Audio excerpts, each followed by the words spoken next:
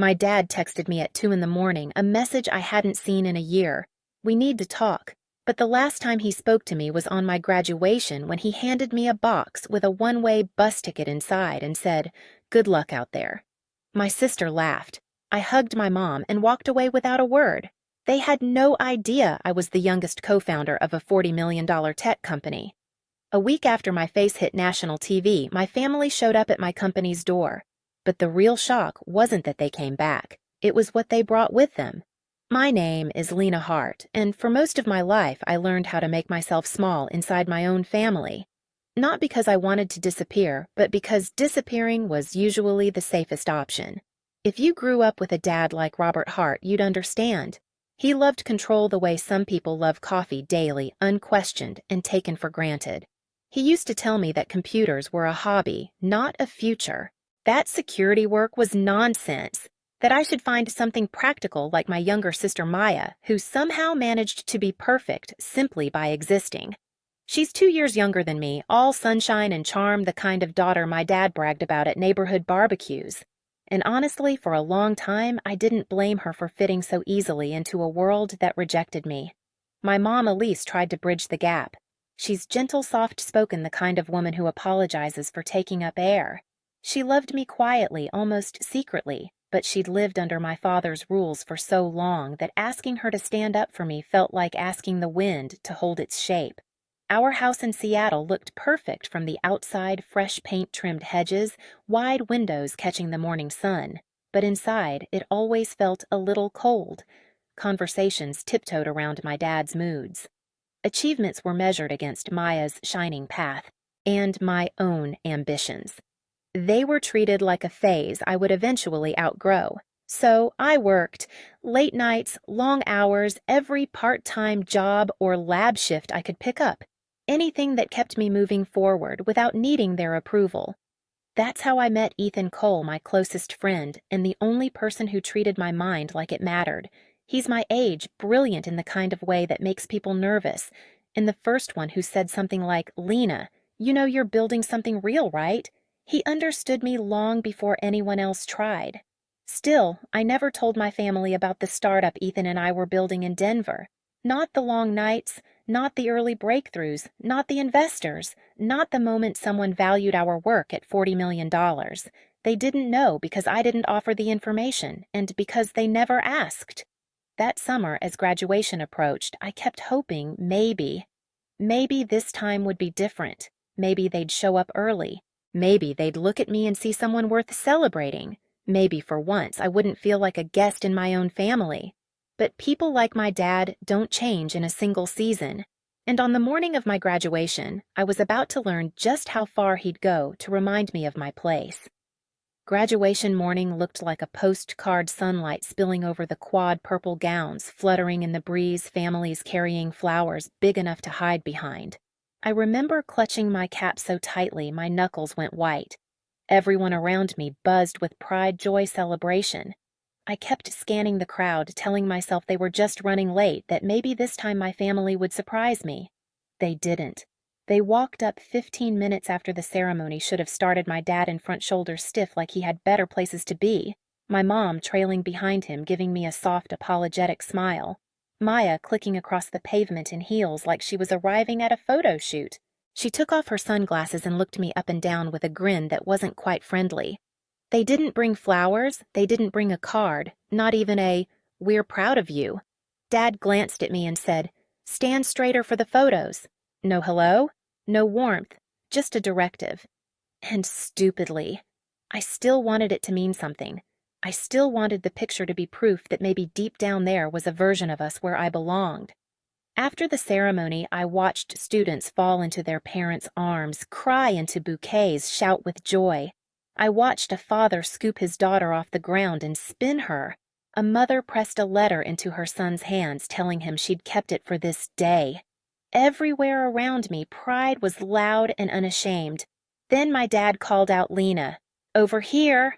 I walked toward him, trying to steady the hope inside me.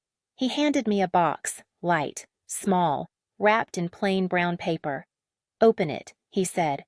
I peeled back the paper, lifted the lid, and felt the air leave my lungs.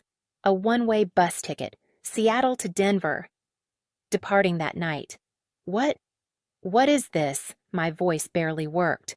Dad crossed his arms. It's time for you to stand on your own 2 feet. You're 27. This house isn't a hotel. Maya laughed sharp and delighted. A one-way ticket. Wow, that's bold. I swallowed hard. I didn't argue. Not because he was right, but because I learned years ago that arguing with him only made things worse. He'd get louder, crueler, and I'd end up feeling smaller than I already did. Mom stepped forward, her fingers brushing my arm. Sweetheart, maybe this will be good for you. Her voice trembled like she wanted to say more, but didn't dare. I hugged her, really hugged her, and for a moment she held me like she knew this wasn't just a trip. It was a break. Dad cleared his throat and she let go. I nodded. Okay. The final surrender I would ever give them. I walked away from them through crowds of laughing families carrying nothing but my gown, my diploma, and that ticket. Maya's laughter followed me like a stain on the air. Dad didn't call after me. Mom didn't run.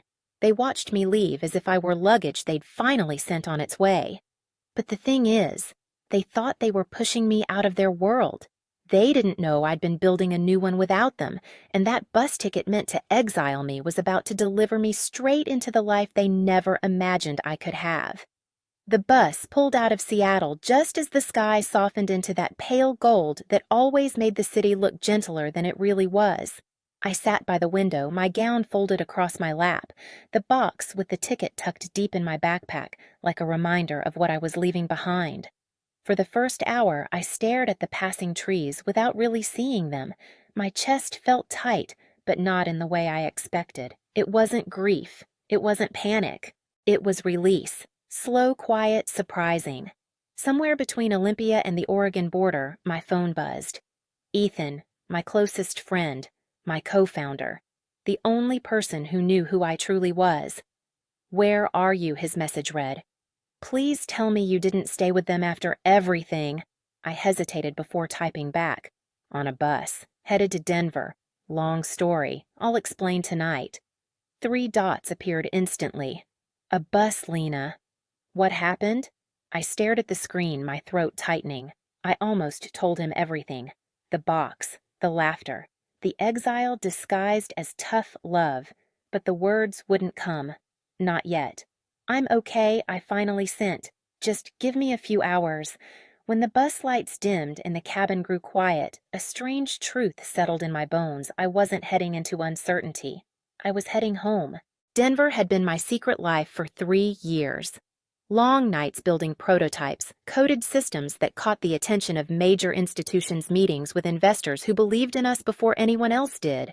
The valuation, the traction, the team of 40 brilliant people who trusted me, and my family had no idea.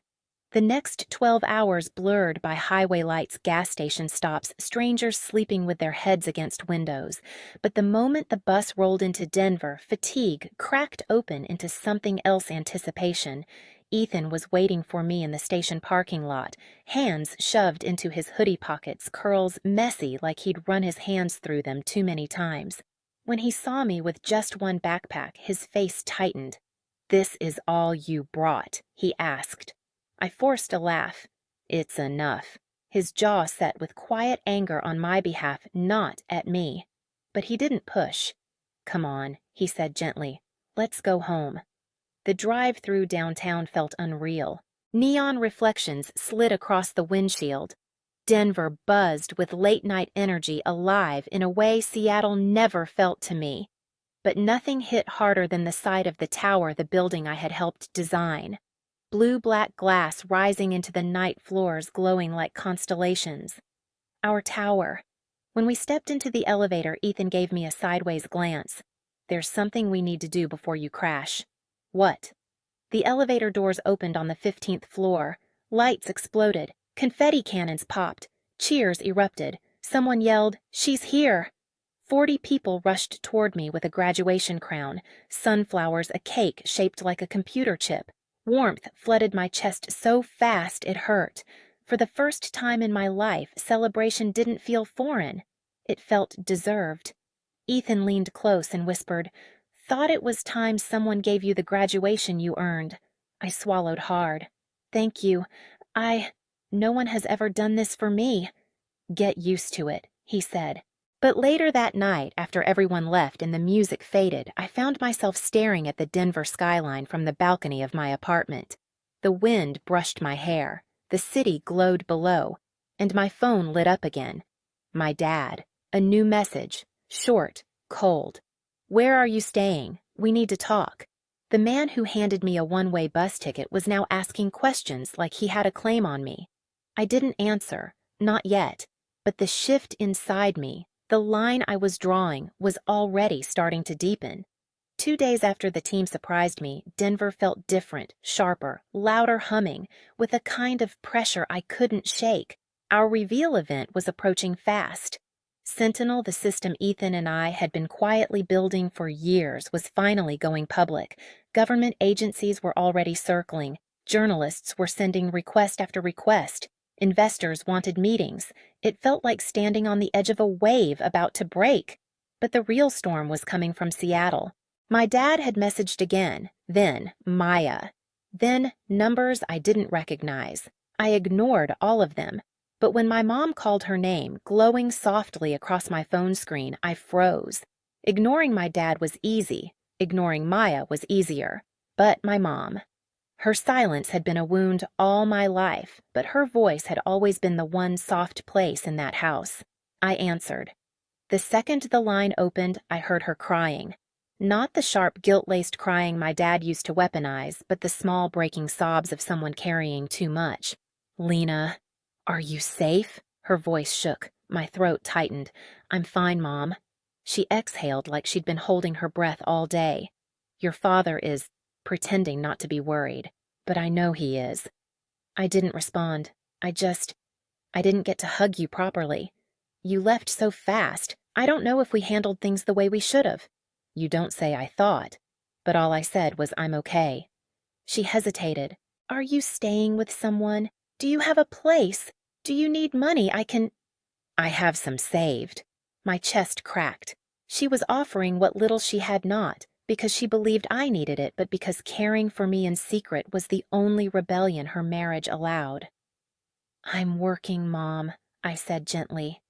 On what I stared at my office chair, the tower, the glass walls, the plans for our nation-scale security rollout taped across the board. Something important, I said, avoiding the truth she wouldn't know how to hold. Silence stretched. I could almost feel her wanting to ask everything where I was, what I'd built, why I'd hidden so much. But she didn't ask. She never did. Years of living under my father had taught her to let questions die before they made noise. Finally, she whispered, I'm just glad you're safe. I swallowed the ache rising in my chest. I am. Call me soon, I will. I hung up, pressed the phone to my forehead, and let myself breathe. Loving her hurt, leaving her hurt, but staying would have destroyed me. And then came the reveal. Denver Convention Hall buzzed like a beehive. Cameras flashed, screens looped promo visuals of our system. Security analysts, government representatives, and journalists filled the seats. The anticipation felt thick enough to touch. Ethan went up first. His voice was steady as he laid the groundwork. The stakes, the vulnerabilities, the innovation. And now, he said, pausing as the lights dimmed the architect behind Sentinel. The LED screen behind him went black, then burst alive in white. Letters formed one by one. Lena Hart, co-founder and lead architect.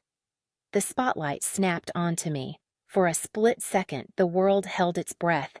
Then everything exploded. Cameras, applause, whispers, recognition. I stepped onto the stage, Hart's steady voice, stronger than I expected. Good morning. My name is Lena Hart. I spoke about infrastructure, protection, responsibility, how innovation meant nothing without integrity behind it. When I finished, the applause wasn't just loud, it was reverent. The moment I stepped off stage, my phone began vibrating nonstop. I almost ignored it habit, but something in me cracked. After everything, I wanted to see exactly what Seattle looked like when the facade finally fell. Dad's first message, come home immediately. We need to talk. We are still your family. Then, Maya Lena, please answer. I didn't know you were doing anything that big. I'm proud of you, I swear. Proud. From the girl who laughed when Dad handed me a one-way ticket. But before I could process any of it, Ethan appeared in the doorway, eyes tense. Lena, you need to come downstairs. My stomach dropped. Why? He hesitated. Your family is here. I felt the world tilt. Here, in the tower. We tried to stop them. They pushed past security. The elevator ride down felt endless. When the doors opened, the sight punched the breath out of me. My dad stood in the center of the lobby, arms crossed like he owned the place. Maya hovered behind him, mascara smudged. My mom stood slightly back, clutching her purse, eyes red from crying. Employees whispered. Security watched from a distance. The polished marble floor made every emotion sharper. My dad's voice cut the air first.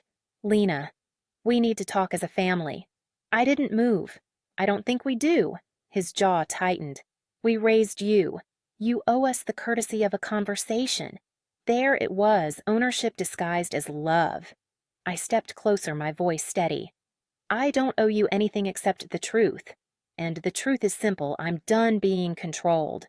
Maya burst out, voice shaking.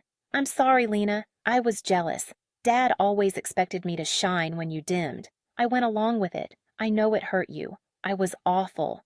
I stared at her. The words hit harder than I expected, not because they healed anything, but because they finally named what I'd always known. She whispered, I don't expect forgiveness. I nodded slowly. I do forgive you, but that doesn't mean I'm coming back. Dad's face flushed. This is ridiculous. You are part of this family, whether you like it or not. My mom stepped forward, voice barely a whisper, but stronger than I'd ever heard it. Frank, let her go. We haven't been a safe place for her in a long time. Dad stared at her like she'd betrayed him, but she hadn't. She'd finally told the truth. He shook his head, turned on his heel, and walked out. Maya followed. Mom touched my hand just once, then left with them. The glass doors shut behind them. Ethan stepped beside me. Are you okay? I stared at my reflection in the glass, older, steadier, finally free. Yes, I said. For the first time. Yes. The lobby emptied slowly, leaving only the quiet hum of the vents and the faint echo of their departure. I spent the next weeks rebuilding myself in ways my family would never understand. I moved into a penthouse overlooking Denver's skyline, sunlight pouring across the floors each morning like a soft reminder that I had survived something heavy. I started therapy not because I was broken, but because I was finally safe enough to unpack the years that had broken me. Our company grew faster than any forecast. Government contracts, national attention, stability I built with my own hands. One crisp morning, a letter arrived from Seattle, my mom's handwriting. Just one line inside, I'm proud of the woman you chose to become. For once, it didn't hurt. It healed. I kept that letter in a small wooden box on my balcony, where the mountains fade into dusk every night. My past didn't vanish, but it stopped steering my life. I finally understood that love without safety isn't love at all, and walking away wasn't betrayal, it was survival. If any part of my story mirrors yours, share it below. And if you want more stories like this, subscribe so you don't miss the next one.